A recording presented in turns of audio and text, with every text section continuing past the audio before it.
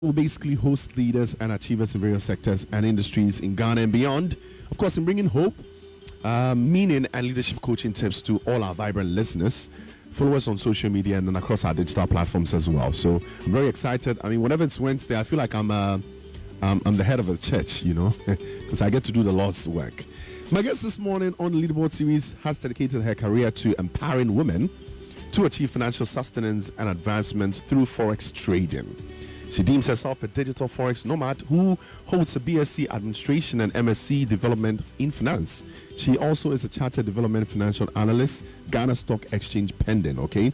She believes in changing the status quo, leveraging on experience, expertise, and her environment while impacting her community positively. And a lot of emphasis, on the word positive. Advocacy, capacity building, mentorship, and financial literacy and training are her strengths. Guys, CEO of Women in Forex, Gifty Annor-Sika Asantewaa joins us this morning on the Why Leaderboard series. I'm very excited about this particular one. I want to just quickly run through her life journey and then we'll go straight to the Forex bit. People hear Forex a lot, okay? I'm a part of the few on this platform who get the opportunity to interview guys who are quite versed when it comes to Forex. People are still confused, and I believe today by the end of our interview, we'll get to understand the basics behind it. We'll get into all that. But how are you doing? Welcome to YFM. I think I'm supposed to do that first. How are you, bit? Let me grab this up for you. Okay, kindly take the headphone off it. It's meant for you if you want to wear it. Yes. Good. I hope it doesn't mess with your afro. I like the hair, by the way. Thank you. Is this your first time on YFM? Yes. On YFM, yes. Other platforms, no. Other platforms, no. So the Happy and the rest, you've been on there, all that? Probably will have to mess with the afro because... Can you hear yourself? Just a little bit?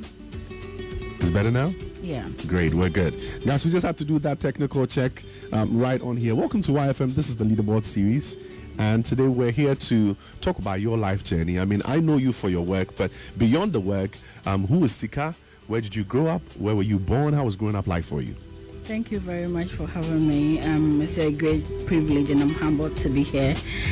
Well, with my childhood, I ran around a little bit in Ghana. My mother was an educationist, so I was running around with her as she goes and transfers. So My life was between Accra, the Eastern region, and the Bruno Ahafo region. Oh, nice.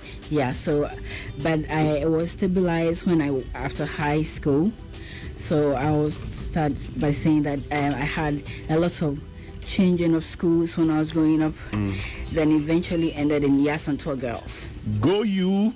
Asantewaa Tanoso. Yeah. Wow, that's one of my favorites. It's weird. People shouldn't ask me why, but that's one of my favorite schools, I grew up in Kumasi. I went to CAS. Okay. It's usually supposed to be a Prempa Alliance, but we cross Sofulai and then, we just come straight to Tanoso and do all our programs there. What kind of student were you there? The type that would love sports, leadership, or your interest of finance? Did it grow from there? Yes, I was actually an elective science student. Beautiful. But I was very good with literature. I was really writing articles when I was back then, and I was good with organization of programs, and then a little bit of sports. My mommy didn't really like me doing a lot of sport because she thought as a science student I should concentrate on my books. Do you agree with parents now? I mean, now you've come of age. When you hear parents say their students should just be focused on science and that, how do you feel? Is this something you would apply to your kids? My mommy is a good parent, but no, I wouldn't. You won't do that, right? No.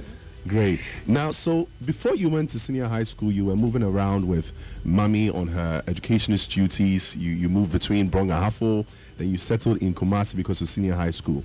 Around this time, what kind of things were you interested in? Did you have any career aspirations then? You mentioned that you did a little bit of sports and organization and literature aside your science. But what career aspirations did you have? I was into writing. I was into writing a lot. I was writing a lot of articles on beauty, fashion. I hadn't streamlined because I just loved to write. But it was after the high school that I realized that I couldn't continue with the science. I had good grades, but I realized that the sciences wasn't my forte. So I branched into administration. So I went into the social sciences and I kept on reading. So as of now, I still write. You still do that? Yes. But then you totally dropped the sciences. Yes, the sciences. I'm still in the science. You're still in the, social science. Yeah, yeah. definitely.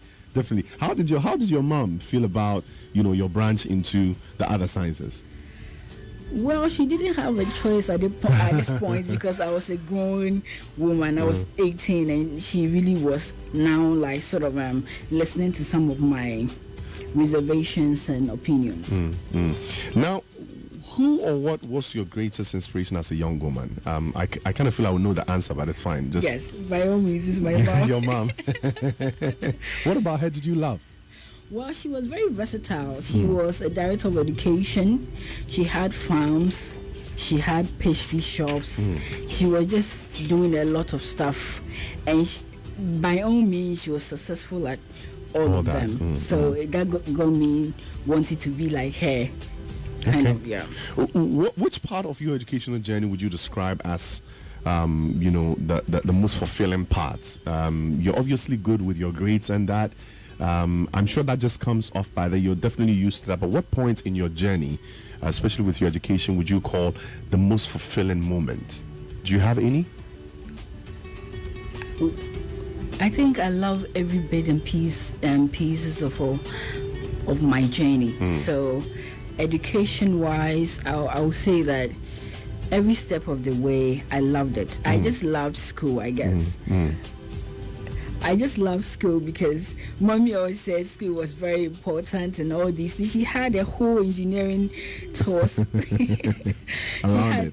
She had times when I should finish my uni, when I should finish my master's and my PhD and stuff like that.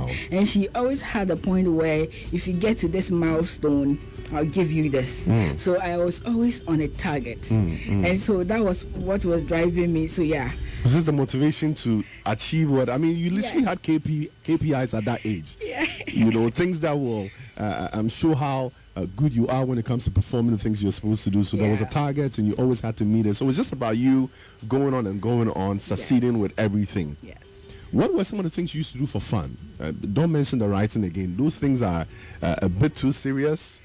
On the side, since mommy was not really so much into you doing the sports, did you have anything else on the side you did for fun? I used to tour a lot. I used to go on a lot of excursions, and then I loved to cook with my mother, even though I ended up not liking. Moving forward, I love. Wait, what did you just jump over?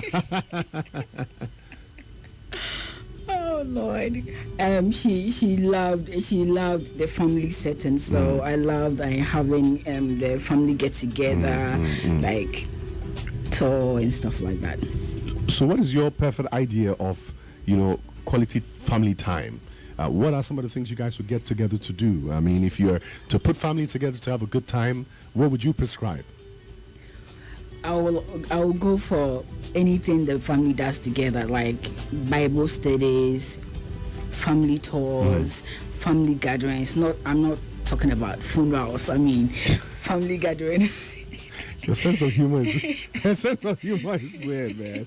I like that. It's just good to see that, beyond, because I've seen her for a while. I mean, guys, I know her. She's very serious with her work, but it's really fun to know you have some very, humor-driven parts, with regards to your story. Now, between the period of attaining your bachelor's, degree in admin, and the MSc Development in Finance, what were you doing?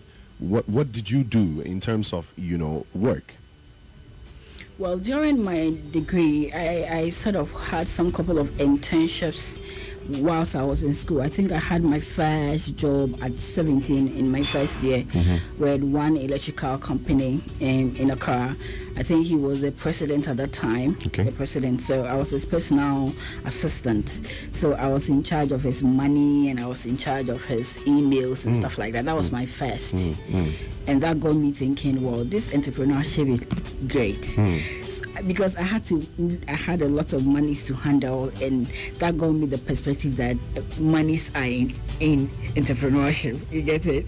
So wait, the money bit it motivated you, like, yeah, these people are making money, so I would also want to. And the part where it could be raining and he will call in and say, I'm coming at 12, but you guys should be at the office at 8 a.m. I'm like, okay, this is great. So you can actually just stay home and so make your have money. Your work, yeah. Exactly. So I just like the comfort. But in between this, I'm trying to build towards the point where, you started what you do now. Were you still just in there surviving and having hopes of, starting your own business, or you had a grand scheme with regards to what you'll be doing with your life at some point? At that time, I was just hoping to have experience with my in terms of finishing school. The idea was to have experience so that I wouldn't have problems when I come out of school, okay, for them to say that you don't have enough experience. Okay, so you're just building experience. Yes, so as at that time, I was building experience upon trying to get a job after school. Okay. Yeah, so basically, as at the time of my degree, that was what I was thinking. So you're obviously, widening your scope with regards to engagements and building experience. But in your opinion, how important do you think it is for young professionals, to widen their scope of engagements, especially in our ever-changing career space? Things are advancing every single day. How important do you think it is for young people to advance their skills, all that? It's very paramount. You don't have to finish. You don't even have to wait till you're in the uni to have this long back to do internships. You can do that when you're done with your high school. Experience is key. Now, beyond getting experience on the skill sets, you get to know how to deal with people, how to in terms of customer service and personal relations with other people on the job. Yeah, those are some of the things you're supposed to learn beyond when you're supposed to have an official job, I should say. So these are some of the things that we don't really emphasize on, but they are very key. Now, we talked about your motivation in life, but in your career journey, can you put names to people that inspired you, people you looked at and wanted to be like? Anybody? Yes, beyond my mother, I had always seen Dr. and Mrs. Otobel. They are my main motivation because I'm an ICGC girl.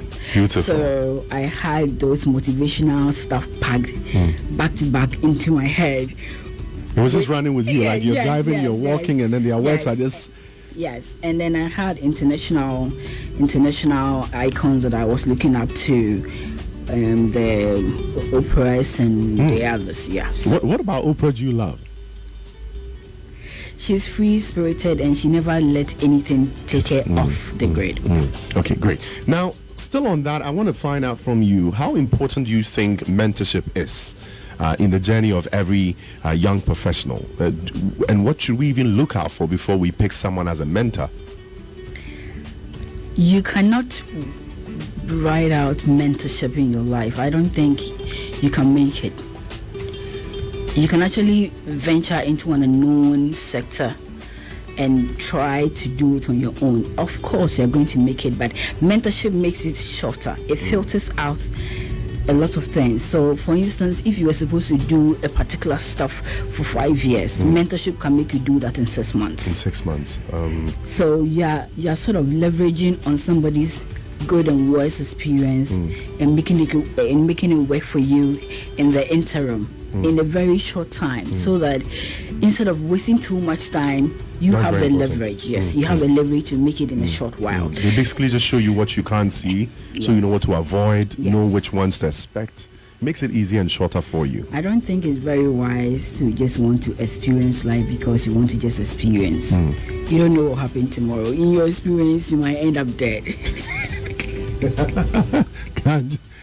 Sika is different, man. Sika, so what are some of the most essential, today I'm taking a lot of advice from you, what are some of the most essential values you think young women must possess in order to, be able to surmount the challenges of professional environment? I'm sure when you got into the professional space, there are a lot of challenges you face. We'll talk about some in the future. But now, what do you think young women in particular should equip themselves with before they can venture into the world of, work, pretty much? Discipline. Discipline. I'll first of all say discipline, and beyond that, I want them to open their minds. I always say that open-mindedness, open minds. In this part of the world, especially in Ghana, our women are very entitled. We have been engineered to have some sort of dependency on the men. So every woman thinks a man will look after her. But when it comes to career and intelligence, it has no gender. So I feel like ladies are just being unnecessarily lazy. It's time to be disciplined. I also see that there are lots of very motivated, indisciplined women in the world, especially. You define that motivated. Indisciplined women. Okay. They are very motivated. They want to be rich. They want to be this, but they don't want to put in the work. They are fed with a lot of you can do it. Yes. But then they don't really want to do it. Okay. Yes. They are very motivated, but they are indisciplined. Yeah. All right. Let's put all that aside. What inspired you to, venture into forex trading? And when did you hear about forex trading? What was the first time? Do you remember the first time you heard about forex trading? Yes. What crossed your mind when you heard about it? Money. Okay, first of all, I heard it in my class, in my master's class. There was a class that there was a Professor Say. He was taking us for a course. It was international finance and global architecture or something like that.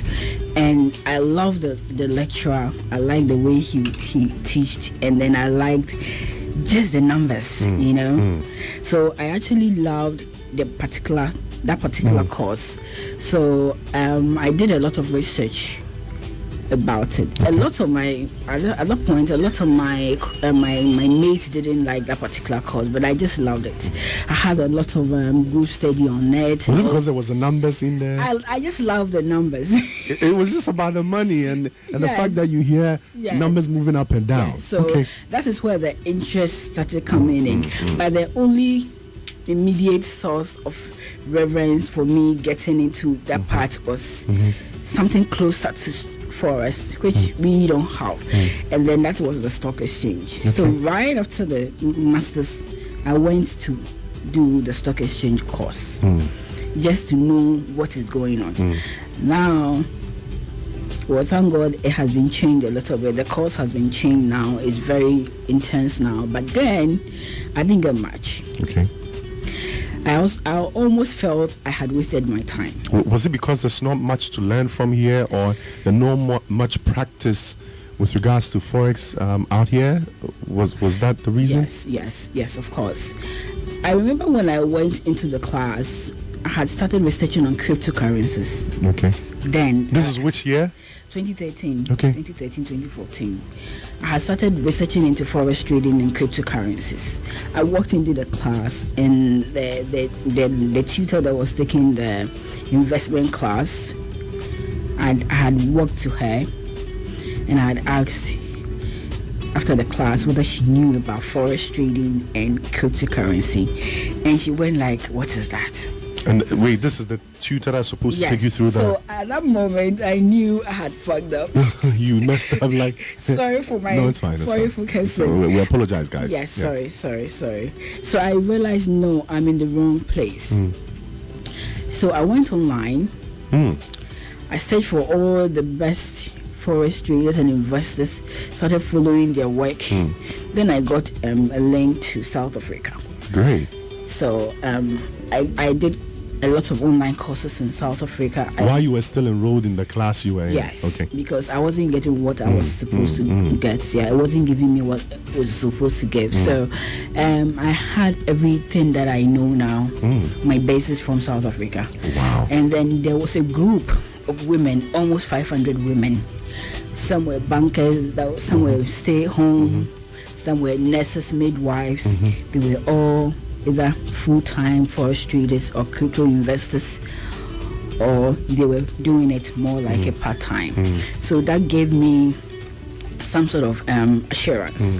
But what I didn't like was that I was the only West African. Yeah, I was going to get to that. Like, there were no Ghanaians in there, nobody. No. Wow. No, and no Nigerians. So I don't know whether I was supposed to be happy or not, but they used to refer me. They used to refer to me as the West African lady, because most of them didn't even know where Ghana was. Wow. So more like it triggered me a little bit. I felt like it was some sort of stereotypical, So that was when I realized, no, we need to do something about this.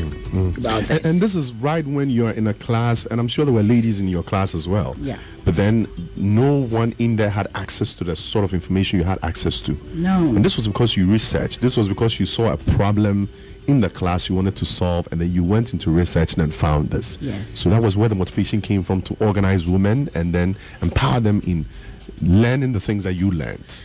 I didn't start immediately. You didn't start immediately. Okay. After the class, I wanted to know if I could get people that were in the industry, because I was even thinking that because it was not regulated, people are shying away and they're not coming out to give information.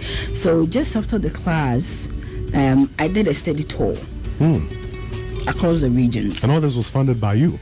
Everything has been funded by me till date. Wow, what a big sacrifice. Yes, so I did a study tour, and then I realized that even beyond Accra, it's worse. Yes, it's not good at all. So I did a study tour. I did a lot of the trainings for like 2 years. Then I realized that every time that I do the trainings, a lot of females come. They are not able to finish the course. And the market is already saturated with the men because it's risk, it's a high risk sector. So then I was like, okay, I'm now surrounded by a lot of men. I've trained over 2,000 people, and majority of them are men. I want to have forest dates with my girls and stuff like that. How am I going to be able to do it? So I ran back to the South African team, got some suggestions going on. I put some questionnaires there. They gave me some inputs. Then I tried. You applied it here? Yes. It has not been easy, but so far so good. I know. Now, just so people understand how big the industry we're talking about is, give us a picture value of Forex markets within Africa and the sub-region. What's the value of Forex Street here? Okay. So let me take it from the global overview down to Africa. So with the global trends, we have 7.6 trillion daily transactions that is done on the market. So let me compare. I always compare David and Goliath. Okay. We are going to compare. Goliath is like the huge guy, and David is like the tiny guy. So Forex is the Goliath, and then the stock market is the David. That's the difference. It's the biggest in financial market in the world, and 7.6 trillion transactions on the daily. It means that if the whole of Ghana, the population of Ghana, the 31 million of us, if we all decide to go on the market today, all things being equal, if it goes well for everybody, we are going to go home with $2,000. And $2,000 times 7.5 is like what? 15,000, I guess. Yeah. That's how much the market is very lucrative. Okay. And 2021, it was the annual revenue was 1.2 quadrillion. Wow. So I don't know why Africa is wasting time on this opportunity, because we don't have robust regulatory system. And as they say, when the fundamentals are weak, the dollar was supposed. Are you serious? Wait, so I mean, just so I really understand what you're saying, the numbers are huge, okay? Yes. And this is obviously a huge revenue source for even economies. Yeah, that is for the global. On the global level. Yes. In Africa, I will use South Africa as the yardstick, because so far, South Africa has a very intense regulation for forests. And I'm told they're I think the only country, if I'm not wrong, that is listed on the... Yes. Okay. Yes, the only country yet. Even Nigeria, the most populated, hasn't been able to get there. So between 2013 to 2021, there was a survey by the Bank of International Settlement. They realized that between 2013 to 2020, the revenues from forex in South Africa grew from 14 billion to 21 billion. Okay, and then I think Nigeria followed by 314 million, and then Kenya followed. Africa, just the three countries, and even with them, only South Africa is registered.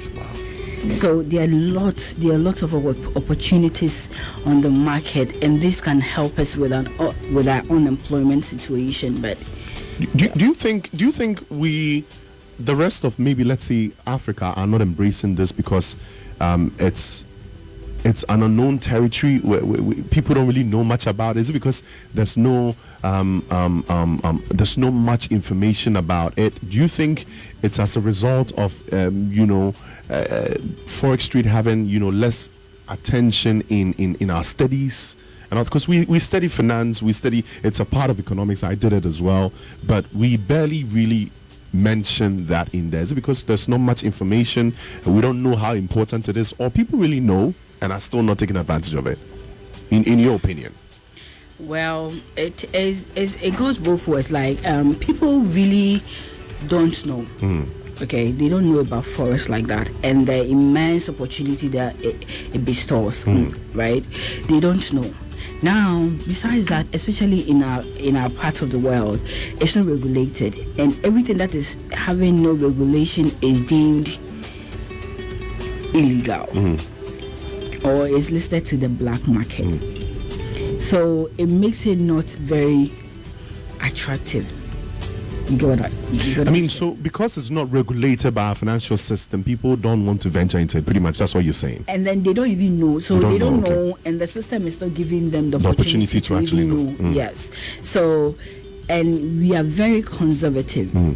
If not for COVID, a lot of people wouldn't have taken online classes because they think it's even a scam to have a class online or have a school or pay your stuff online. People don't want to even go there. And looking at our population, 90% of us are illiterate, even though 80% or 83% of all Africans have smartphones. Not all of them know what is going on the internet, be it digital marketing, digital finance, whatever. They just use the smartphone for WhatsApp and all this unnecessary stuff. So it's a very sad situation. Hopefully our advocacy goes a long way to bring it to a better place.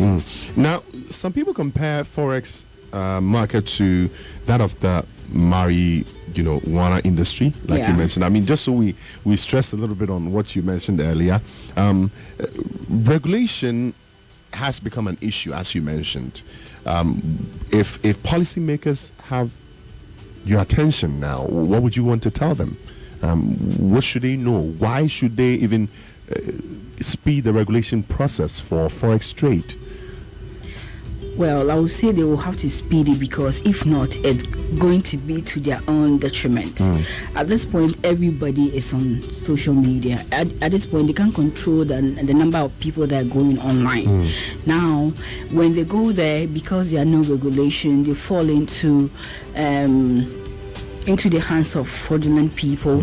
Their monies are they get a lot of fraudulent activities going on there. People are very innocent, and then they end up losing a lot of money. So I will plead that the Financial Intelligence Department or something do a lot of research, put it out there. If a country's currency is traded, it gives it a little bit of strength for competition on the global market level. Forex trading, cryptocurrencies, and digital real estate and NFTs, these things are becoming... They're taking over, right? They are taking over. And whether you like it or not, whether there's regulation or not, it's still going to be there. Like you're talking about the marijuana. If it's either you regulate it or they are still going to do it anyways. Okay, so it's happening, but they should, step in and take advantage of it. Now, because we don't have domestic platforms, right, in Ghana where we could trade. A lot of people will have to now take the CD, convert it to dollar, and put it into brokerage firm before they are able to trade. So now a lot of people are going onto the forex industry, and then they will be changing a lot of CDs to dollar. Now, the more people are using the CD to dollar, the more weaker the CD will be. Do you get what I'm saying? So is either they step in now? They will step in now, or they can push whatever amount, and it's still not going to work. Because a lot of people are doing forex, and then we don't even know. And because it's not regulated, when you get a lot of money, you try to transfer it to the bank will now start asking you where you got the money from. Now, so people will trade and now will use other means like the cryptos and stuff to take their money. Now, so a lot of monies are going under the covers. The government is not seeing it. Have you had the opportunity to meet policymakers on this, the experts in there? Have you reached out to any of them? I tried. I went a little bit up high, but they are just so conservative. It's not even funny. Very conservative. For people listening now who are interested in forex trading, how and where do they start? I mean, looking at all the circumstances you just mentioned, if someone still wants to push further and learn and take advantage of the many opportunities available, how do they start? Where do they start? How do they start? What should they look out for?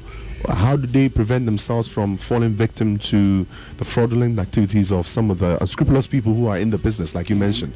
Let's lay those things down for us. Well, to start forex, you need to find a good group, a forex brand to study. Now, there are lots of people that are parading themselves as forex analysts, forex traders, showing a lot of profit on social media and stuff like that. The market is not like a very static place. It's down today, tomorrow is up. If you don't have a greedy mindset, you will not have any issues with these sort of fraudulent people. The market is risky because it dwells on the movement of currencies. So either you want to learn or you want to invest. I will plead with anybody that is interested not to invest in anything they don't understand. Find a good forex brand. Get yourself informed before you venture. Okay. That's reasonable. I mean, I like the fact that you mentioned don't get into something you don't know much about. Yes. But there's so much to learn from. So maybe they might want to take their time to learn like you did. Yes. And then find the right sources to, trade with. What are your projections for forex trade? All other things being equal. I mean, if we're to heed to the advice you're giving, if people are to take advantage of forex trade, Ghana, what do you think would happen to the country in the next 3, 4, 5 years? Looking at the circumstances around studies and how information is available to people, the amount of information available to people, what do you think the country's position would be when it comes to forex trade in the next 5 years? It's going to be huge because there are lots of forex brands coming up. It's not as 5-10 years ago when we had to struggle. I have people that I have told that are also teaching other people. So in the next 3, 4, 5 years, it's going to be all over the place. And then it will be easier for you to even have the sources and then the materials to learn or whatever you want to do, whether invest or learn. It will be easier in the next 4 or 5 years. And the more people are going in, the more I will indulge the authorities to get some sort of regulation because, yes, of course. All right. So, are you personally still teaching people? If people are interested in picking up forex as a profession, how do they get in touch with you? Oh yeah, I'm always. I don't know when I'm going to be able to stop. Okay, I'm still training. As even this year, we are doing 1,000 trainees. So we are doing campus tour, regional tours. We just came back from the Eastern region actually. So to get in contact with me, you can go on all my social media handles. Women in on IG we are Women in Forex Global _ and LinkedIn we are Women in Forex. Yeah, just about those two platforms at this point. Yeah. All right. Now, off forex trade and back to women empowerment. Okay, I mean girl child empowerment. What sort of change can we bring to communities to ensure that the girl child is continuously empowered? Keep on educating, giving the idea that the women are as brilliant and as equally intelligent. When it comes to intelligence, I don't believe that we should be limited because of gender. You get what I'm saying?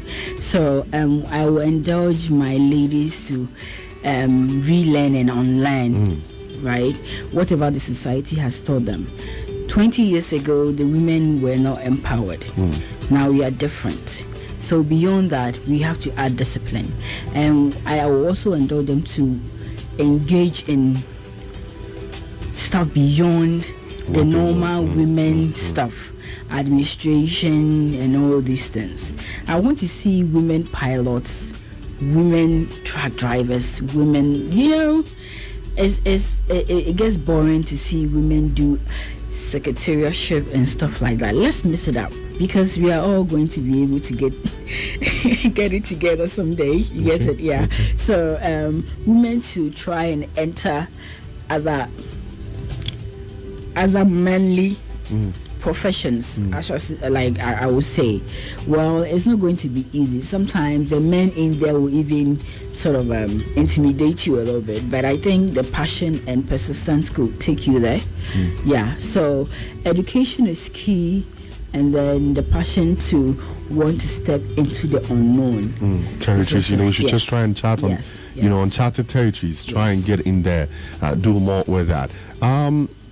This is a bit I want to find. I mean, it's a question I got from Selassie inside Adregano. Okay, Selassie is at Access Bank at Adregano. It says, what has been your most challenging moments as an entrepreneur, and what should people look out for before they branch into entrepreneurship? Yes, that part. Actually, I would say check yourself before you go into entrepreneurship. When I was going in there, I had the passion. I didn't know along the lines I'll be battered with financial issues. At the point, I had to fund my tour, and I'm still funding, and you write proposals for sponsorship and partnership, and the people have the money, they don't know what you're talking about. What are you saying for us? They don't really get the concept. You need to be ready so that you don't branch into entrepreneurship and get stuck. You need to be ready to go beyond the challenge. And sometimes I'm not saying when you get stuck, you shouldn't break and then breathe. You could do that, but don't give up. You get what I'm saying? Yeah, I get it. You have to be ready for everything. Till you win, keep on going. So that is it. If you think you're risk averse, take your time. Get employment, fortify yourself, get something to work with, because sometimes it takes 1, 2, 3, 4, 5 years before you hit the jackpot. Yes. All right, thank you so much for that. Today's interview is a bit different. Forex is straightforward. The handle is Women in Forex Global _ right? I got it right. So make sure you get in touch with her. All that you want to learn, my guest today, Sika Asantewaa, Women in Forex. So in total, how many women are in Forex in Ghana now? Let's do some numbers with that. Do you have a rough figure? Yes, I had a percentage figure. 2021, I did a research and realized that out of 200 women, only one is a forex trader that is a female. So that is how bad the figures are. Okay. All right. Thank you so much. But before you go, piece of advice to all young people listening, not the ones who are interested in Forex alone, everyone listening. What piece of advice would you share with all of us? I would say to them that, my young guys, please let your challenge lead you to your passion. Because the fact that you are in Ghana, you'll be challenged. So don't let it wither you. Let it take you to your passion. Yeah, with the passion, you'll be able to get there. All right. Thank you so much, Sika, for joining us this morning. Sika is CEO of Women in Forex. Make sure you get in touch with her on Instagram, Women in Forex Global _ Gifty Annor-Sika Asantewaa. She joined us on the leaderboard series this morning. We're going to let her go and get back to her business. She's all about training young ladies, but wish you the very best. I know it's not easy, just like you mentioned. It's a tough terrain, to chart, but you're definitely going to do it. I mean, you from what you said, you sound like in the near future you'll be able to conquer this market. Whatever happens, I mean, I look forward to bringing you back here to talk about the wins, in the journey. Wish you the very best on behalf of YFM Global Media Alliance. Keep doing what you're doing. Inspire and empower more women to get into the business and take over the world. That's what we look out for. Okay. Thanks for having me. All right. You need to sign these checks for the